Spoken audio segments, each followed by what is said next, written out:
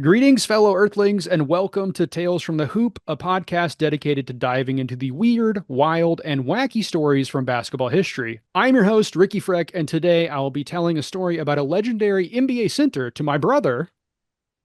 Matthew Freck. Okay, so now we're going to have a couple things here up at the top, the most important of which is explaining what this podcast is actually about. I know I said it's the weird, wild, and wacky stories. So basically, what this is going to be is I'm going to say every couple of weeks, hopefully, but it could be longer. We're going to get together. We're going to dive deep into a story from basketball history that most people probably don't know. In fact, I would argue that the person getting the story told to them is not, they're not going to know what it is ahead of time. They're going to have no idea what the topic is going to be about. And they probably are not going to know that much about the person or the team or whatever we talk about. Today, you're going to know a little bit more. It's going to be a little bit easier. Um, but even more important than that, even more important than the point of the podcast, we have run into something that is incredibly, incredibly key to the future of this podcast, right? Because you said your name was what? So I knew this was going to come up. It's formally Matthew Freck. Sometimes Matty Ice is acceptable. Oh, Sometimes Flavor Dave is what they call me on the grill. no one says that. Flavor That's Dave. many people. Flavor Dave. Yeah. So Matthew David Freck, I guess, would be what's on my birth certificate. Yeah. And depending where you're at and who you run with, it's Matt, it's Dave. It's whatever the people want. Okay, so I wanted to ask about this because this is something that I think about probably more than I should. I mean, you are my brother, so I guess I should Sure. think about you relatively often. But you have had the nickname Dave since you were probably in what, like the fourth grade. I remember we were getting picked up in the carpool line, and we were calling. It was you and two other kids. I won't dox them just in case they don't want to be mentioned on the podcast. But we took their middle name and gave them weird names. And yours was Dave, of course, because your middle name is David. And for whatever reason, that has stuck for 20, 30 years now. Do you hate it or do you not care? Or are you like, man, I wish more people would call me Dave? Do people in your daily life call you Dave and you're like, oh, I hate that? Or you're like, when someone says Matthew, or you're like, oh, gross. Like, what is your thoughts on, because I don't have a nickname, right? Like, I've never had a lifelong nickname. The most I've had a nickname for is in a freshman year of high school, the baseball team called me Shrek. And I think it was because I was fat. I'm not green, so we don't have to worry about that part. But I've always wondered, like, what is it like to have a nickname that you go by? And then do you care? Do you like it or do you just not care? I think Shrek is apt. You are a hideous ogre, so it makes a lot of sense. Um, and then I also would go with Sticky Ricky as Okay, a. come on. Let's not go there. I've always thought that was the strongest candidate, but That's far too sexual for my vibe. that's fair. I've always thought of it as like a smell-based sticky, kind of like a sticky aroma So you're that saying I follows them smell around. bad. No, no, no. Yes, you I are. You're mean, saying I smell bad. I think that someone who called you Sticky Ricky is saying that you smell bad, but Okay. I would never say that. Okay. Famously, But we should tell the people of the podcast who don't know anything about us that I was born without the ability to smell. yeah, So if I did smell bad, it would not be surprising because I right. cannot smell It's not myself. his fault. It's not his fault. I mean, it is a little bit. Um, Like I could put on deodorant. I'm very proud to have a nickname. I do have one more thing to circle up on about my nickname, but first I'll answer the question. I love having a nickname. It's a solid one. I mean, Matt Freck is a solid name, period, but True. Dave is just like, that guy you want to have a beer with. Everybody knows a Dave. Everybody loves a Dave. It has a very special place. Like most people don't use it. It's Matt for 90% of the people I know. And so when someone does say it, it just hits right in the heart. It feels so nice. It's like, Oh, oh, you've earned that to be able to call me Dave. oh And man. some people have said it and it doesn't sound like they haven't earned it yet. And so it's just a Ooh. very good way to know where someone's at in my life and how I feel about them because if they say it and they haven't earned it, I just know I don't like them anymore. So Um, okay, so let me ask you this. If when you say they haven't earned it, what if like Steven Adams came up to you and called you Dave? Would he automatically have earned it? Absolutely. Yeah, there is a coolness factor. Like there is a an X factor that certain people have that if they just even though I don't know them, Right. they obviously haven't earned it. But So like if Kyrie Irving came up to you and he called you Dave, you'd be like, no, no, no, you haven't earned it. yeah, Kyrie, he's I'd probably take it from Kyrie. Okay. I'm thinking like if Denzel like used it Oh my God. Yeah. derogatorily, like if Oh, he said it in a mean way, like get over here, Dave, I'd be like, yes, sir. yeah. Thank you. That that Denzel could call me whatever he wants, to that be feels fair. But right. I do think it's time for the first podcast. I think it's a great time to air out some grievances. oh my God. Okay. And I want to talk about Laser Dave Oh no. Okay. Here it goes. because to me, my the nickname that was bestowed upon me by you is Dave, right? Hmm. I'm sure that at some point you created a gamer tag or an email that was Laser Dave, which I don't know why you do that as a big brother, but that's fine. I could tell you why. So then let's come back to it. Okay. I'll finish. And then I, obviously being a younger brother, I look up to you so much. I want to be just like you. You're an idol, some No, would you don't. say. Don't do that. Don't do that. That's not true. He's lying. It's not true. But I start using Laser Dave. It felt like a nickname for me. I don't know that anyone ever officially bestowed it upon me, but it felt like that. So I create my gamer tag. And then you called me out on it 10 years later, and you're like, that's your gamer tag? That's my gamer tag. What else would be my gamer tag? Your gamer. Well, I think you. I think that we both know your gamer tag should be salad shooter, that's fair. because that's your original email address. So the reason that I think I went with Laser Dave is because I really liked Calvin and Hobbes, and I wanted my own Spaceman Spiff. And so I thought up Laser Dave, and look here, I'm going to give it to you right now because I'll never use Laser Dave again. And it's yours. You take it. I have better nicknames now. Putting it to bed. I love it. I, Sticky Ricky is no, no, no. Well, I mean by you're going nicknames, with that? I mean gamer tags, which my current gamer tag and will be forever because my WoW character is Tamu, which I then found out after I made that name randomly that it's the initials for Texas A&M University, and people are like, "Oh, you go to Texas A&M?" And M?" And I was like, "No, I'm 11." But That's uh, fair. but that's what I go by every on all like gamer stuff now. So you can have Laser I will Dave. keep It's Laser Dave. I yours. appreciate it. I won't take it for you. Now, I'm sure you're listening to this podcast and you're like, what the hell are these two chuckleheads doing talking about nicknames to start the show about ostensibly basketball? Well, the reason I ask about your nickname is because today we're going to be going to the career of a player with several nicknames. So while some know him as Chocolate Thunder, Double D, Doc, Dr. Dunk, Sir Slam, Zandonkian the Mad Dunker, Dunk You Very Much, Candy Slam, Sweet D, Big Doc, Master of Disaster, Squawkin' Dawkin, Double D Dunk, Sir Dunk, Dunk It, Pure Pleasure, Cool Breeze, Dr. Jam, or the Demon of Destin. Darryl Dawkins' life started without too much fanfare when he was born in Orlando, Florida on January 11th, 1957. So before we get into this, do you know much about Darryl Dawkins? Could have sworn you were going to say Desmond Mason. I know who Darryl Dawkins is. I no, Okay, so you like if I said what bare, teams did he play for, you don't know, you wouldn't know. barely, hardly. Darryl Dawkins. I want to say he was a Sonics guy. Trailblazers also. Well, Also, go ahead. he had a famous run-in with some Trailblazers, but he was not playing Yikes. for them. I don't know what it is about those two teams other than geography, but I Uh-huh. always, like every time I think of a journeyman that played for one of those two teams, the immediate thing I do is say the other one. I'm I like, think oh that's a yeah, very who's fair thing. Yeah. Sonics, Blazers? Darryl Dawkins, Hawks. Yeah, yeah, yeah. He was on the Hawks. Did he play for the Hawks? He most famously he played for the 76ers, What? which we'll talk about. 80s, 90s He guy. so he's late 70s, early 80s, and then he goes into like 89 or 90-ish. So he won a title with Dr. We're J. gonna get we'll get there. We will get there. Okay. Um, And then he I took won't over spoil as that. the new, he was like, get out of the way. Dr. J retired. Darryl Dawkins was better. Some call him like the GOAT of 76ers land. Well, I mean, some might call him that, but not because of what you're saying. GOAT of Philly. The goat of Philly, yeah. Okay. So while growing up in Orlando, Dawkins was mostly raised by his grandmother. His father, Frank, left soon after his birth, moving to Harlem for work and, to be fair, women.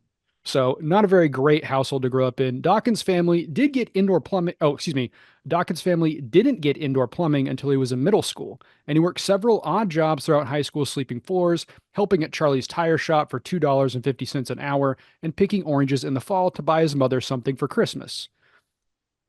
So, this is the kind of guy, right, who not just like how do I describe him? So he's not just, like down on your luck type of dude. He is out there working all the time. And he isn't just like taking the money for himself and his family. He's also out there giving it to kids, right? Like he is, Yeah. he is, he Yeah. is the king of the neighborhood. He's the kind of guy who everybody loves because he will go make that $250 an hour at the tire shop. And then instead of spending it on himself, he'll go buy like lollipops for the neighborhood kids or something like, he's like, He's like the Sticky Ricky of Orlando. I no, because remember you worked at Mazio's. I remember you worked at. Do you have Taco Bell for a second, I did not or work at Taco or Bell. did you just go to Taco Bell with all of your Mazio's money? Look, I weighed 156 pounds in the fifth grade, so I went to Taco Bell a lot. You worked at, was it United, I did work the at the grocery grocery store? store. Yeah.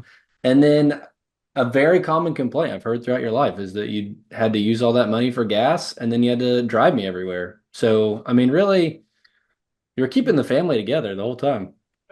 Okay, so let's not. I Similar to mean, Darryl Dawkins. we don't have to get into it, but let's just say that the family was not completely together, though, if we're being honest.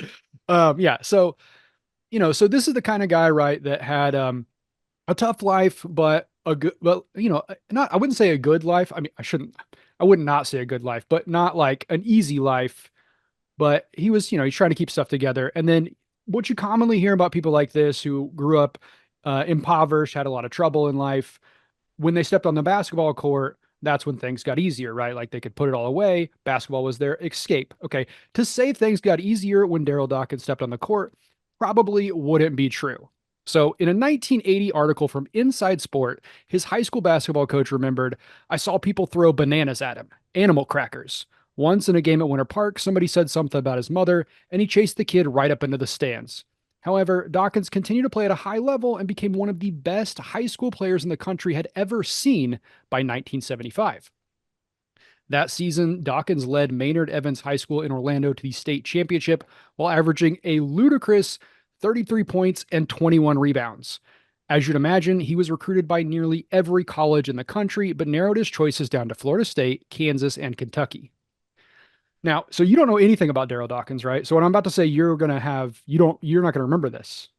I was born in 1992, so I no, I probably don't remember it. But you are a basketball fan, right? You Oh, you would you would you 100%. would you would But say you're better than a casual.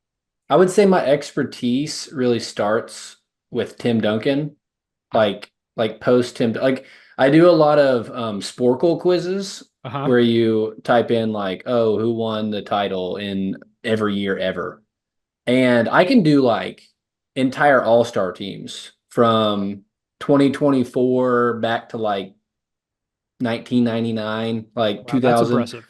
Honestly, early 2000s is tough sometimes because you got just There's the a lot most of bad randoms. players, yeah. Chris Kamens, Anthony Mason. yeah, it's rough. But yeah, pre that, all I know, it's like Jordan, Bird, Magic, those geezers from the 50s. I'm Those getting real like geezers. Lonzo Ball vibes from Darryl Dawkins. That's very okay. His Maybe life is just perfect until he steps out on the court, and then it's hard, because everybody I, hates him so much. I wouldn't say his life is perfect. Remember, he didn't have indoor plumbing until he was Yeah, no, in middle school. sorry, I was being facetious. But yeah, okay. Bad Uh, attempt at a joke. okay, well, yeah. Okay, so let's get back into it. So the reason I ask that is because what we're about to talk about is he is like very, very famous for a very specific thing. So I'm surprised you don't know about at least this one specific thing. So let's just get into it. 3 days before the 75 draft, Dawkins seems set to Dawkins seems set, excuse me. Dawkins seems set to attend Kentucky before changing his mind and becoming the first ever player to be drafted straight out of high school to the NBA. So that is what he is like most known for. He is the very first prep to pros player. Could have Sort sworn of. that was Kevin Garnett. Sort of. Now let's talk about the preps to pros the whole thing. Okay. So Dawkins technically was not the first ever preps to pro player. I know I just said that. That's not actually true. But so what I'm going to ask you, so you just said Kevin Garnett, right? Like that's very interesting to me is like you think it started in 1996. Yeah, for sure. Yeah. Okay. So that is okay. So I thought you would think someone else because Kobe. there's another famous player that a lot of people would say, but is also wrong. Okay. So Is it Kobe? it is not Kobe. Can I But guess? can you guess? Yeah. You could try to guess, but if you're guessing Kobe and Kevin Garnett, you are not going to get it correct. It's like earlier than that. I mean, it's earlier than Darryl Dawkins, and Oh he's in shit. 1975. Okay, So Will would probably be like who no, everyone guesses. no, that's not. I mean, the one, no, no. Or Lou. Lou? Lou Alcindor Oh, was his name when he was drafted. Lou Alcindor. Lou Alcindor. Okay, no, not Lou Alcindor. Any other Yeah. guesses? Yeah, Pistol Pete played in college. He's not as good as Caitlin Clark. I don't know. Are you just saying that to make me mad? 100%. Okay. All right. So that's interesting. So I'm going to tell you who I thought you would have guessed because it's who Okay. most people would say, even though we're going to get to him later. Moses Malone is commonly regarded as like one of the first ones, right? Which we'll talk Okay. about why in a second. It is technically true, but I looked this up. Interestingly, Tony Kappen and Connie Simmons were the first players to skip college and go to the BAA, which would later become the NBA. Kappen was a 5'10 guard for the Celtics and Pittsburgh Ironmen, a team you probably didn't know was in the NBA, though he'd been playing semi pro ball since 1936 without ever going to college. So he is actually like relatively old, right? So he was drafted, I think he was like 28 or so. So a little bit different from what you know now. Simmons, on the other hand, was only 21 when he was drafted by the Celtics in 1946, which meant, excuse me, which meant he'd carve out a 10-year career despite never playing college ball. So he didn't go to college, didn't do anything, just like waited a couple years and then got drafted to the NBA. Okay. But that's not even the first, but then it doesn't even stop there. Okay. So we have in 1948, Joe, I'm kind of pronounced this wrong, Grabowski would make a similar jump. But in 1962, Reggie Harden became the first player drafted to the NBA straight out of high school. However, league rules required players who skipped college had to wait 1 year between high school and the pros. So similar to what we have now. So Harding was forced to go play in the lower leagues instead of playing with the Detroit Pistons.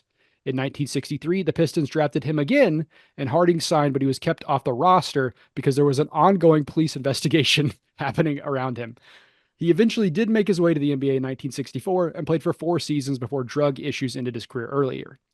Now, here's where we get to the part that a lot of people do know. Because in 1971, Spencer Haywood's case against the NBA went all the way to the Supreme Court, where it was decided that players could enter the league before playing 4 years of college ball if they qualified for a hardship, right?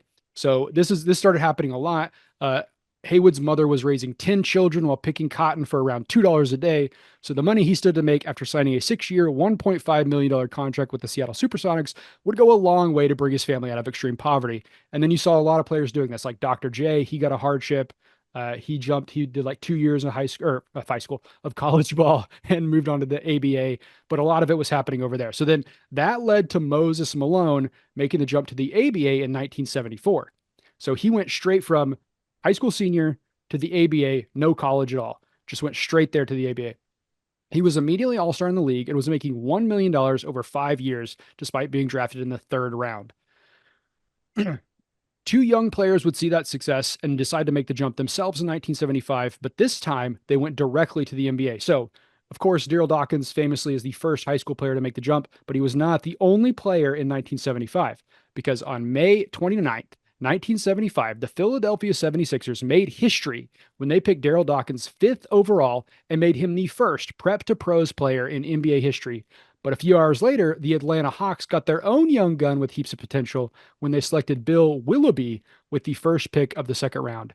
The journeyman center played for 8 years, using his 47-inch vertical to once block Kareem Abdul-Jabbar's skyhook, or excuse me, Lou Alcindor's skyhook. But this episode isn't about Willoughby, so let's get back to Dawkins. So that you just learned something huge. You didn't even know this. You thought this started with KG, but no, it 100%.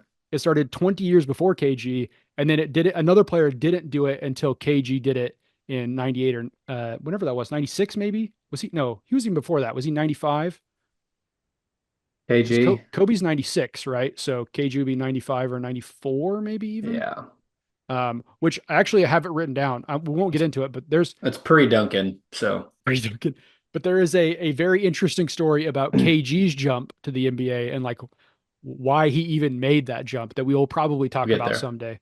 I But do think it's interesting to talk about some of these players because it's like the league specifically back in the day was like notorious for like low pay mhm, and terrible working conditions and like a lot of racism, which, you know, going around everywhere, I guess you could uh-huh. say. But it's like it it probably was a lot easier to just be like, I am good at basketball and I don't want to go to college and let me just go play because there were a lot less people that wanted to play, you know? Yeah, that could be I mean, true. Michael Yeah. Jordan would literally put against plumbers. They would leave the game and like go work at their day job. Michael Jordan? Yeah. Craig Wait, Elo, I think notoriously. Craig Elo was a plumber? Yeah, I'm just joking.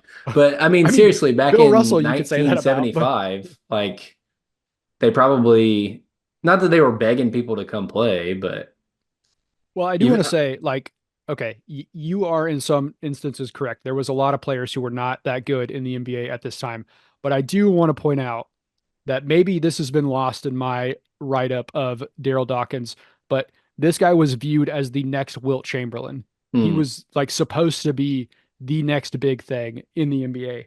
And so Can him I coming, just before we go on, yeah. I know it's the first episode, but I might start with Wilt Chamberlain is just tall. Like, is he Oh actually my God. good? Okay. Like, I just think there wasn't anybody like playing back then. So, like, yeah, he's one of the best of his era, but I mean, LeBron is yamming on him all day long. Okay. I mean, I don't think you're necessarily wrong. I do think that the question is if Wilt Chamberlain was born when was LeBron born? Like 1986? And he Probably, has yeah. all the stuff LeBron has, would he like what would the difference be, right? Like that's the thing. Yes, I agree. Wilt Chamberlain probably as he is, if you could like take him and bring him forward, is probably barely making an 4 NBA rebounds a roster, game. right? But if Wilt Chamberlain was born and had all Yeah, the yeah, stuff yeah. we had now, what He'd would be that look Wimby. like, right? I don't know. He wouldn't be Wimby because he's only 7 foot tall. That's true. Wimby's How seven tall foot. was Darryl Dawkins? He's 6'11". Okay, so that's why he was the next Wilt, because it's like, oh, great, a tall guy, cool. Well, I mean, like Moses Malone was tall, Spencer Haywood was tall. The guys we're talking about here are all pretty tall. So I mean, it's just in that era, if you were tall, Dave Cowens, Bill Walton, all Yeah, those guys, yeah. having a tall guy is a big Bill deal. Walton, most overrated. Sorry, rest in peace. Bill Walton, most overrated. Wow. Okay. Just joking. He is. I did do the statistics on this relatively recently that he is not the worst like MVP, but I mean, this is not that surprising, right? But I wanted to It's check. I the wanted to know. injuries. But Yeah, if after your MVP, he had the worst career, like after winning yeah. an MVP, even if you take like a guy who won his MVP like Jordan at the very end of his career, and then he, kept playing after that, right? So like when he came back for Washington, he's still better than Bill Walton. I mean, yeah, it's injuries. I was Yes, just I know. Yeah. joking. No, I know his I know peak you're was very joking. high, but What'd you I say about mean, high? if you go look at like his total seasons, you're like, he's one of the top 75 players of all time. But yeah, I mean, obviously, won a title, Yeah. respect. Yeah. I mean, it's always like, that's always a thing about peaks, right? Like I'm always, and this is a completely different sport, but I am in the camp of at his peak, Randy Moss is a better wide receiver than Jerry Rice. But did he have the same career? No, he did not. Wow. That's for that's a different topic for a different time. Okay. Okay. Couldn't Let's even go finish ahead. out a Super Bowl, but yeah. All right. So when Dawkins first got to Philly, he was playing with a ton of veterans who didn't quite know what to make of him. He'd routinely, despite being 18 years old, he'd routinely grab a beer after games and eat chocolate bars while sitting on the bench. Dawkins was rarely without his boombox, once complaining to the team doctor about a sore shoulder. The doctor reminded him he was lugging around a 70-pound radio, likely the source of his aches. So definitely an interesting character we have here in Darryl Dawkins. And during his first two seasons, Doc mostly came off the bench, as I said, but in year two, the Julius Erving led Philly squad made the playoffs. Head coach Gene Shue needed some size to compete with the likes of Dave Cowens and Moses Malone. Fortunately, he had a high flying 6'11, 20-year-old sitting on his bench. Dawkins nearly doubled his playing times during the playoffs, helping his squad advance all the way to the I put NFL to the NBA Hall of Fame, all the way to the NBA Finals against Bill Walton's Portland Trailblazers. The Sixers actually took a 2-game lead to start the series, but during the second game, Maurice Lucas punched Dawkins in the back of the head after a hard foul on Blazers player Bob Gross. So you 70s. can you can watch this. It is absolutely wild. So a brawl erupts, and you have like so essentially what happens is Dawkins like throws this gross guy, and when I say gross guy, his name is Gross, Yeah, not that he is that's gross. Throws this gross guy on the ground, basically like sucker punches him. And then after that, Maurice Lucas comes up behind and just like pops Dawkins in the back of the head. Dawkins turns around. He squares up like one of those old timey, like puts his fists oh up in the air oh like he's yeah. ready to fight in the 1920s. And then just a brawl erupts. Everybody's out there. The fans start to storm the court. But thankfully, nobody was hurt, except for Dawkins' teammate Doug Collins, who Dawkins accidentally punched in the face during the fight. So it's just like Heck it's yeah. on YouTube. You should look it up. It is a wild, wild fight. Like I would say one of the worst fights in NBA history in terms of like not players, fans actually coming onto the court. Mm. It's not as bad as, of course, like the Malice in the Palace, but it's up there. It's pretty bad. This is like 77, 78. I believe this is 1970. I think it would be the finals in 78. It could be 77, but yeah, Okay. right around there. Okay. Because I mean, they probably really did square up like that until Hulk Hogan came in the 80s and taught us all how to fight. Oh, it's he who taught us. But That's who taught us like how to real fight. men. Yeah. Yeah. Yeah. Yeah. Yeah. Hulk Hogan. That's He taught that's how he invented modern fighting. it's Hulk Hogan. Okay, Right? sure. It's funny. We'll get there, but the things you're saying is funny because the stuff you are talking about actually plays into the story, You're but welcome. later, which is crazy. Nostradamus. All right, so both players were ejected, and this is where it gets even more insane. A still Oh no. furious Darryl Dawkins tore the toilet out of the 76ers locker room and then ripped the locker stall apart, barricading the door. In fact, his teammate World Be Free said Buddy, that oh the other no. players could not even get into the locker room and had to talk him down from the cliff and let them into the locker room because it was barricaded in there so tightly. Oh So no. just like ripping this thing to shreds. Look, I know that, Charles Barkley making fun of Chris Paul for calling for the police presence back in the day, but this team maybe did need a police They presence set the precedent. for sure. Yeah, Yeah, this is, you can't be drinking when you're in the locker room. I think some of these things are related, you know? and there was a lot of drinking happening on this team, despite one of their players still being very young. All right. However, the team would go on to lose the finals after Dawkins got suspended. It wasn't completely because of him, but the team did fall off the cliff, and the Blazers did win that championship that year, which, as you mentioned earlier, Bill Walton's only championship, and then he kind of deteriorated. But excuse me, wow, what just Bill happened? Walton the GOAT, I always say. Yeah, you definitely say that. Dawkins' performance in getting the team to the finals solidified his spot in the team, and he would form a core alongside Dr. J, George McGinnis, World Be Free, and Doug Collins, and that made them a constant threat to make a run in the playoffs. Like they were very good in this era, right? Dawkins was still coming off the bench for most games, but his minutes, scoring, and rebounding took a huge leap after that season.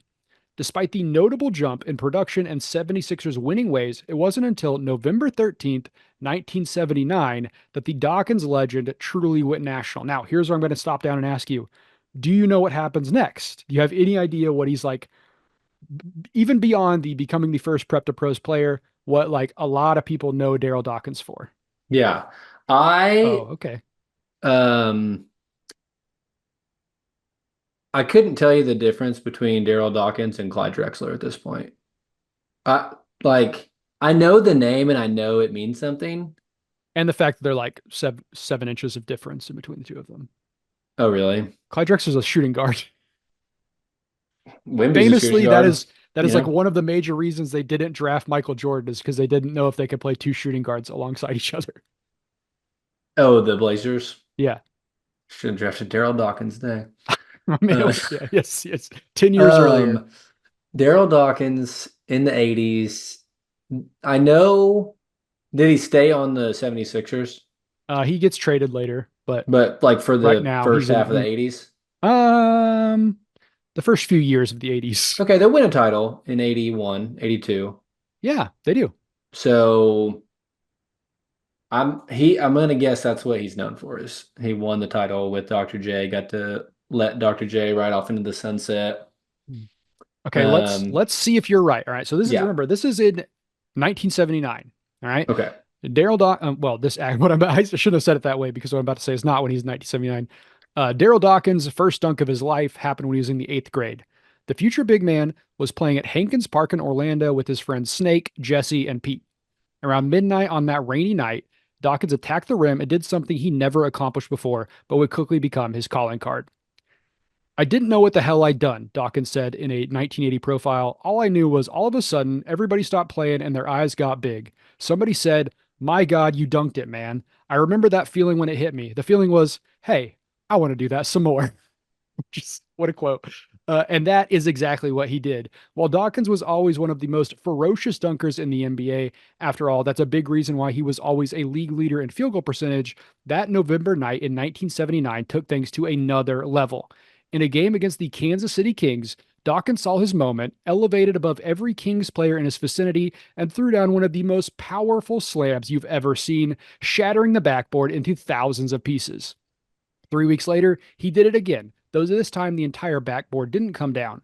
Soon after, the NBA instituted a rule against breaking backboards, which eventually led to modern day breakaway rims. So, this, I didn't write this part, but there is a quote, and I think it's this dunk. It might be a different one, but his teammate, I think it's Doug Collins, but it could be someone else, was quoted as saying that after the dunk went through, he could smell smoke because it was thrown through the net so fierce that Right. you could smell smoke because of the friction between the ball and the net. It wasn't like on fire, but you could literally like he claims he was I was like gonna say he's on fire, literally on fire. yeah, it's like NBA Jam. But yes, So he was the first guy to break a backboard. not the first guy to ever break a backboard, but definitely Sorry. like the most like you know how Will and Patrick Ewing in college specifically invented the what's why can't I think of the word goaltending, right? Mm, yeah, yeah, They yeah. had to start doing goaltending and like the shot clock, like all this stuff. So he is the reason we have breakaway rims because he was just dunking through the rim so hard, just like completely taking them apart. And then like in that day, it's gonna take 30 minutes to get a new rim out there. So Yeah. you know, So like I actually do know everything about both prehistoric and modern rim technology. But for those who don't in the crowd, maybe we should do some explaining. Like, what's the breakaway rim and what was different about it okay, so I before don't know the Darryl exact Dawkins? specifics. I am Okay. also I am not a scholar like you, but but No, I am, and yeah, I but would maybe on a different time I yeah, can you clear it yeah. up. But what how as I understand it is the rims are if they do like the rims are more like they're springy, right? They have the extra springs in them, so they'll like the rim. If you were to break it, I think it would just break off and it wouldn't shatter all the glass, and also Mm, the whole apparatus wouldn't come down, right? okay. So then, if that rim were to be dunked so hard to break, you could just like replace it relatively quickly. I think is Okay. what. So Dawkins was just like, we can't play anymore Oh because yeah, unless they've yes. got another rim in the back, because he would just ruin games. If you have never seen the dunk that that we've talked about, but then I'm going to tell you what it's called here in a second, you should definitely watch it because it is. I mean, this thing you've probably seen Shaq shatter a rim, right? Like you've Yeah, seen, yeah. but this is like the entire black backboard just explodes and Oh like my glass goes gosh. everywhere and people run away and they have It to. does, it's a very cool thing to watch in a highlight reel. The logistics of it are a little terrifying. If you're right there, Very you scary. Yeah, know, yeah, that would be yeah, very that's scary. that's not fun. I don't want to break a backboard. I mean, I Sounds would do it. horrible. I would do it if I could. Oof. I'd take the I risk. You look I so don't cool. know. Really? I think so. Yeah, but like, what if it's in your eye? I Oh, don't that's a know. good one. I would wear Look, glasses. if I'm James Worthy, then I will pull it up. James Worthy, what a pull. Wow, look at you, the basketball historian. All right. However, it wasn't just the dunks that made Dawkins famous. It was the names he gave those dunks. The backboard breaker against Kansas City may have gone down in the books as a normal dunk, but to Dawkins, it was the chocolate thunder flying. Kansas City? What did Sorry. I say? You said Kansas City. Was there a Kansas City team? Yeah, the Sacramento Kings used to be in Kansas City. Oh my God. Wow. All right. The backboard breaker against Kansas City may have gone down in the books as a normal dunk, but to Dawkins, it was the chocolate thunder flying, robazine crying, teeth shaking, glass breaking, rump roasting, bun toasting, wham bam, glass baker, I am jam. And that was only one, and that was far from the only dunk to receive a name. So some of the other standouts include the in your face disgrace, the gorilla, earthquaker shaker, candy slam, dunk you very much, look out below, yo mama, this is my favorite. Turbo Sexophonic Delight, Rim Yes, please.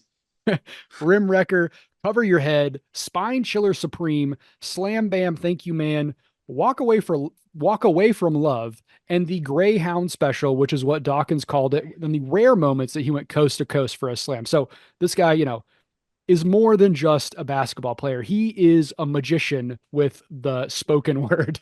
He's a wordsmith, and I think it begs the question, did he need to be drinking so that he could be coming up with all this material? Was he trying to put himself in a good mood? You may be right on that one. That's, I mean, look, I don't. There's nothing about him that I've read that says he was on pot, but it definitely seems that way. Like I don't know. There is I don't want to judge anybody without knowing them, Yeah, but there are certain names that it's definitely more like, yes, they do partake, and uh-huh. Darryl is absolutely one of those names. I've never thought or met a Darryl that I Uh-huh. thought that guy doesn't smoke weed. So It's fair. It's fair. So in describing the backboard breaking dunks, Dawkins said in a New York Times article, the first one was an accident. Excuse me. But I wanted to see if I could do it again when I got back to Philly. All the fans were hollering, "You've got to do one for the home crowd." So I went ahead and brought it down. Everybody was in awe. And this part is crazy. This is what you're speaking to. Fans were running out, grabbing the glass. People's hands were bleeding. I felt like I was doing something no guys, other human could do. Everybody says a dunk is only worth 2 points, but it gets your team hype, gets the crowd all excited, and takes the starch out of other teams, especially when you dunk on somebody, and I always dunked on somebody. it gets the people going. I love Darryl Dawkins. He's my new favorite player. I find it really interesting, and I apologize for getting this, but Dr. J is known for the dunking. Like, Yeah. I mean, I only know him. I mean, I know that he was good at basketball in other ways, but like what I know him from is the dunking, and he had a way better dunker on his team. I Well, okay, mean, so that I mean that does beg the maybe Dr. question. J's craftier, but I mean, this guy's getting the crowd into touching the glass that he just dunked on. So I do think that there is something there, right? Because Dr. J is just overall like an incredible basketball player, right? And Darryl Dawkins, while very good, which we'll talk about, he's very good. In fact, we're going to talk about this in a second. Um, he was not super interested in being that great. There is a very famous quote that I did not put in here where he had a 30 and 15 night. And as he was walking off the court, he walked up to the team owner and said, "You better not expect that every night." Like he was not really interested in being the best he could possibly be. He was Okay. just interested in having fun, wearing a lot of suits, like weird colored suits, and as we'll talk about in a little bit, women, very interested in Okay. women. Yeah. So Yeah. he was not, So he I had think, vices upon vices. yeah, I Okay. think that Dr. J was more interested in being a good basketball player. Darryl Dawkins was interested in living a fun life. And I Right. think he definitely accomplished that in many ways.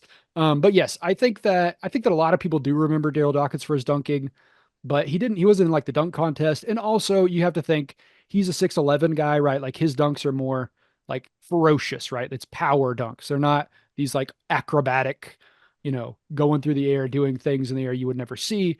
It's similar to like why, I mean, obviously Dwight Howard did win some dunk contests, but why it's always less impressive when someone like Dwight Right. Howard can dunk than like, I mean, I think Dr. J is like 6'5", 6'6", so not Nate Robinson, but when a shorter guy does a dunk, it looks cooler because you're more impressed. So there is something there. But yes, definitely, Did definitely you Darryl see Dawkins. there was a recent clip? I mean, I'm like 98% sure it was Wimby, Uh-huh. but was there someone really tall in the draft? It was a really Alex tall Sarr. player that was just touching the Oh, rim. Edie. Edie, that's Yeah, it. yeah, Yeah, I Edie. was Yeah, like, it Edie's was dunk. That somebody was so tall. funny. Yeah, And it's just like, that's not it. He could dunk it every single time, and it's just not that cool. It's yeah, just like, you're right. okay, great. You just turned around. Yeah, you turned around. You just turned around. I'm not trying to diminish all post play ever down to Uh-huh. that specific thing, but you kind of just turned around. That's a Like, great. That's a is great way to put being it. bigger than someone mean you're better at basketball than them? It Sorry. can. I know that we're getting into Shaq territory. I've I don't want I to hate on Shaq too much, but I have actually talked about this, and we can maybe. I mean, I don't. It's not really like part of this type of podcast, but I have posited that in comparison to other 6'6" players, 6'6" people, Michael Jordan is less impressive than Muggsy Bogues is in comparison to other 5'5" or however tall Michael Muggsy Bogues is, because there are not that many 6'6" players or people in the world, right? So like yeah. if you're 6'6", you probably play basketball. Yeah, If you're 50% of them are great at basketball. if you're 5'5", you probably don't play basketball. Dang. This is this is deep. But let's get back to Darryl All right. Dawkins because Daryl we are going to Dawkins. run out of time. They only let us have 40 minutes on these Zoom calls. The Okay. alcoholic Daryl Dawkins. I'm just kidding, Daryl. We don't know. As the Dawkins legend grew, so did his skill. While Doc never made an all-star team, he consistently averaged double digits for the Sixers while adding solid rebounding and the ability to block shots. Plus, with his signature dunk, excuse me, he was always incredibly efficient as a scorer. That said, it was his antics on and off the court that often got the most press. In the 1980 finals against the Lakers, Sixers coach Billy Cunningham took a call from a sneaker executive in the middle of the series. Dawkins had been seen wearing a Nike shoe on one foot and a pony shoe on the other after signing a brand deal with both manufacturers. At the time, there was no non-compete clause, so Cunningham couldn't do anything to stop it. So this man just signed a shoe deal with two shoe companies and wore them both. Also, Uh, it's the 80s and it's not Converse. Like it's Nike and Pony. yeah, Come on. uh, Converse would never let him do that. It's probably probably, yeah, you're probably right. Later in the finals, Kareem went down with an injury, which seemed to suggest Philly would have an advantage with Doc going up against a young a young Magic Johnson, excuse me. While Doc didn't guard him much in Game 6, Magic erupted for 42 points and 15 boards, and Doc got the blame. So then in 1980, the team management was growing frustrated the team couldn't match up with Kareem and the Lakers, so Doc was traded to the New Jersey Nets in a package that, somewhat ironically, brought Moses Malone to Philly. The next season, Philly finally won that title, but Doc was far from finished. So he left, he was gone, and they won a title. So you're incorrect. He was not the guy that helped dang. send Dr. J to the sunset. But it was a good guess. It was a good guess. It was very close to happening. Okay, so alongside Albert King, Buck Williams, and Otis Birdsong, Doc had two very successful seasons with the Nets. In 82-83, he led the team to its best record since the ABA-NBA merger, but in 83-84, he took his game to another level, averaging 17 points and 7 boards on nearly 60% shooting from the field. In the first round of the playoffs, the Nets were matched up against the defending champions, the Philadelphia Sixers, and Dawkins' former team. Jersey actually won the first two games, but then Philly stormed back to tie it in a best of 5 series. In that decisive game 5, Dawkins only mustered 4 points, but his defense against Moses Malone helped turn the tide in the waning moments to send the Nets past the reigning champions. Sports Illustrated ranked it as the 7th greatest upset in playoff history in 2013. Sadly, despite Doc playing well in the next series against the Bucks, the team lost in 6 games, but things appear to be headed in the right direction. And of course, when you say it like that, you know it's not going in the right Yeah. direction. Yeah. Here we go. Unfortunately, as it did with many big men of his era, Dawkins would soon start to be hit by injuries. In 84, 85, he could only suit up for 39 games. The next season, things appear to be back on track, but another injury forced him to miss most of the back half of the season, putting up more. What? I don't know what I just wrote. Another injury forced him to miss most of the back half of the season. And then in 86, 87, he only played in 6 games after being forced to undergo a second back surgery in less than 2 years. So obviously, things are not looking good for Darryl Dawkins. Not that he cares because he's probably just In abusing fact, alcohol. as we'll see, he might have liked it a little bit too much. Uh, while his game was diminished due to injuries, Dawkins' personality was the opposite. If anything, the larger than life figure just became a more even outlandish personality.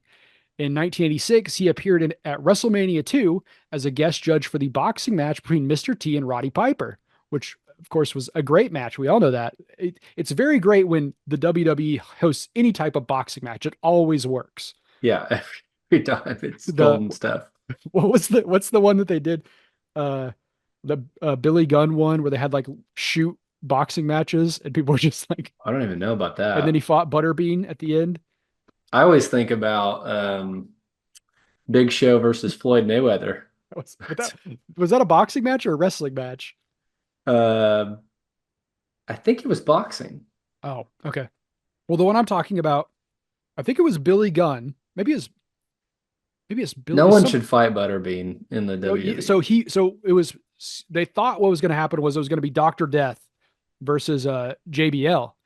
But Billy Gunn or whoever it is, this other guy who was not like a star, knocked one of those guys out, and the other guy got injured in a fight, and so he ended up winning, and then he had to go fight WrestleMania, had to shoot fight Butterbean in a boxing match, Oh my and Butterbean gosh. just like hit him twice, and it was over. Yeah, that sounds brutal.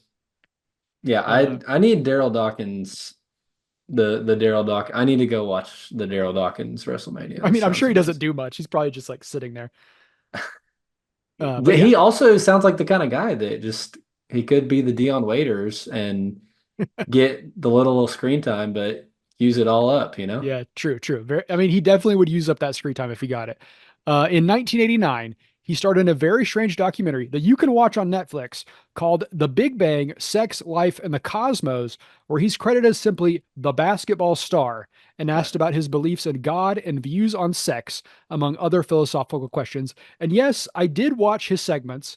It's incredibly Any good strange. quotes? What? Any good quotes that we got out of There is it? a point where they're asking him about sex, and he's basically like, "I would lie and tell them anything to get them in bed with me." So, and then but there are some interesting parts where he's like talking to a child about God. That part's really weird, but whatever. But it I'm also interested. stars, in case you want to watch this, because again, it is on YouTube. You could just go watch it. It also stars Tony Sirico, who is Polly Walnuts on The Sopranos, and his parts are also very good, but a little bit more how do I put this? Like sad and real because he's talking about his life because he's like a real Hmm. life gangster. I don't know if you know this, but No. Polly Walnuts is a real life, like actually in the mob type of dude. Okay. So his parts are quite interesting. All right, but here we go. This is where we get to the part that everyone knows, except for you, but everyone who knows about Correct. Darryl Dawkins knows about this. His most well-known off-the-court claim is when he stayed. Sorry, this is just ridiculous. Dawkins' most well-known off the court claim is when he started to say he was an alien from the planet Lovetron, where his girlfriend Juicy Lucy lived. On his home planet, he practiced interplanetary funkmanship, though Hmm. Dawkins never exactly explained what that meant. But it's actually like it sounds crazy, right? Like if you heard a 6'11" man be like, "Hello, I am an alien from the planet Lovetron. Would you like to be my girlfriend, Juicy Lucy?" You would be like, "This man potentially should be in an insane asylum." Here's Um, the thing. oh, I excuse me. am a Hello. little like it sound on paper you read and it sounds crazy, Yeah. but it also sounds enthralling. Like when I meet a person and this is how they introduce themselves to me, depending on how much I respect myself, it could go a million different ways. I could be very interested in finding out all the things there is to find out about this person. Planet Lovetron. But the thing is, and this is the part that I think a lot of people miss. And the reason, not the reason I wanted to do this podcast, but the reason I wanted to talk about Darryl Dawkins in partially is because of this, because I think a lot of people miss what's actually going on here, right? As I Hmm. mentioned in the start, his life as a youth is very hard. very difficult. Had to deal with racism, had to deal with a tough home life where his dad wasn't around because his dad was out chasing women in New York. Uh, he didn't have plumbing. Like his life was very tough. And so later in life, Dawkins explained Lobtron was a planet that I thought about in high school, and everybody'd say, "Man, you're crazy." It was just a planet in my own little mind that I could escape to. And it was a drug free planet, you know? It was just you go get your girl and you go off and y'all chill out somewhere. And it was Lobtron. And it was a lot of fun for me. I started to talk about it in Philadelphia, you know, and a lot of people would think I was crazy. But, oh, and I thought a lot of people would think I was crazy, but people said, I like that. So it was just like this thing he invented to kind of escape, right? The basketball court was not a really place he could escape, but to Lobtron, which is a place Darryl Dawkins could escape to, which is It, kind of cute in a way. yeah, I mean, Lovetron really is the friends we made along the way.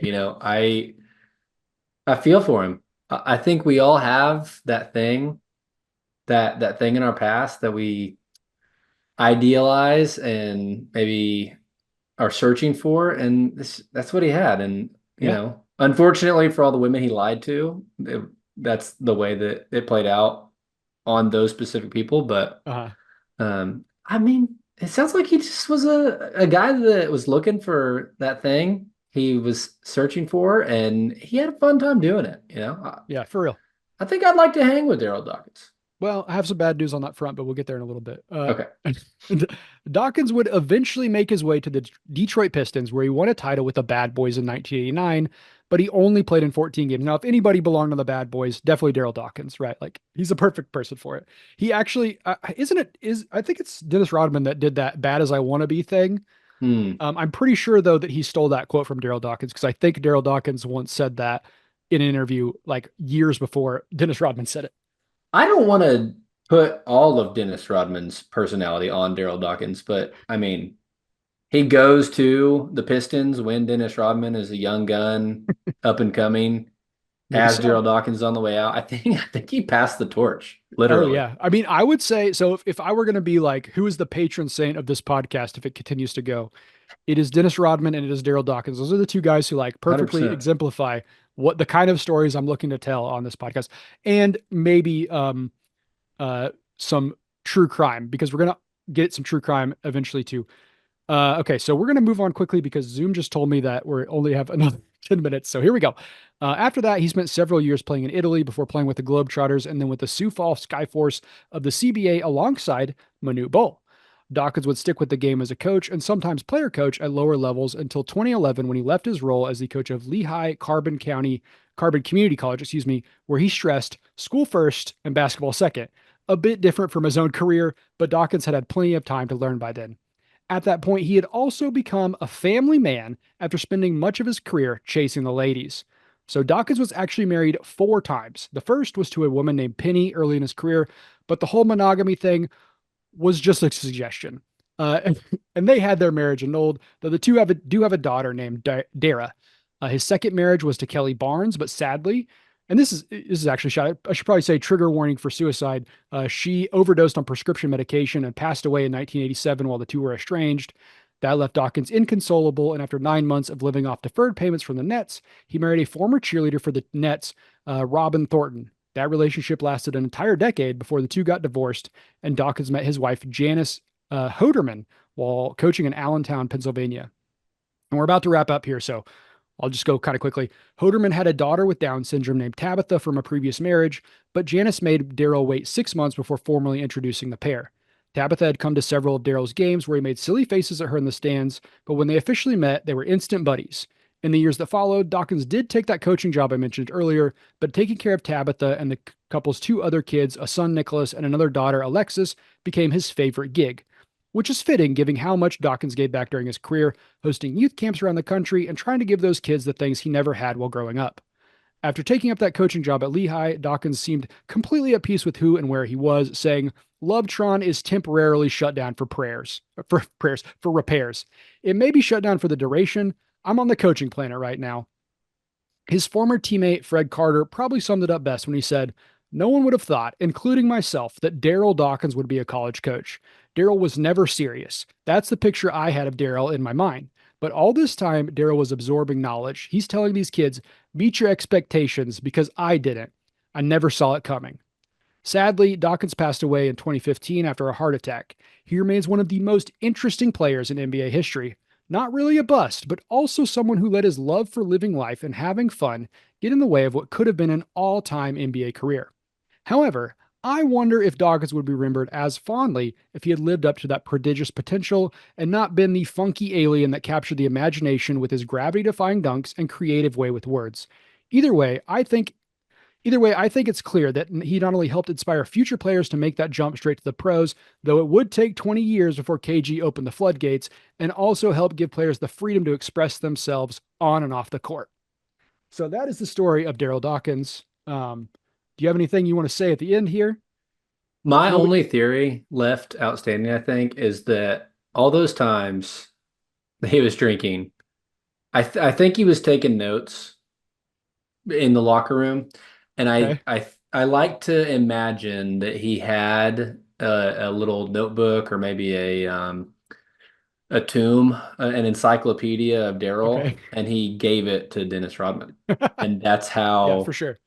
that's how it got passed down to the ages, and that's well, I think we have Darryl Dawkins to thank for Dennis Rodman. Wow, that is. I didn't think about it before I started when I wrote this, but I think you're probably right. That's a good pull. But yeah, that's the story for now. I think we're gonna go ahead and get out of here. Do you have anything you want to plug before I read the sources? I'm I'm assuming loving not. the. Oh, yeah, go ahead. I'm gonna go check out eBay.com for Darryl Dawkins jerseys immediately. So that's All only right. sponsor I'm plugging today. Great. So the sources for this podcast, for this episode, are Chris Broussard, New York Times article called "Pro Basketball: A Game Played Above the Rim, Above All Else." Pete Dexter from Inside Sport article called "Darryl Dawkins: A Man Child in the Promised Land," and then the one that I used the most for a lot of this, Tom Friend from ESPN, called "Old College Try." I would highly suggest if you want to learn more about Dawkins, looking up "Old College Try" from Tom Friend. It is a very in-depth look at his life. It talks about a lot of stuff that I didn't talk about, like how at Lehigh he proved that he could still dunk when he was like 58 years old. So stuff like that, and just talking about also like a good relationship he had with one of his players who he saw a lot of himself in. So a very good article if you want to dive even deeper. But hopefully you have enjoyed this podcast. Hopefully we'll be back with more later and we can figure out our Zoom problems because Zoom having a time limit is very annoying. But we're going to go ahead and sign off, and we'll see you all next time.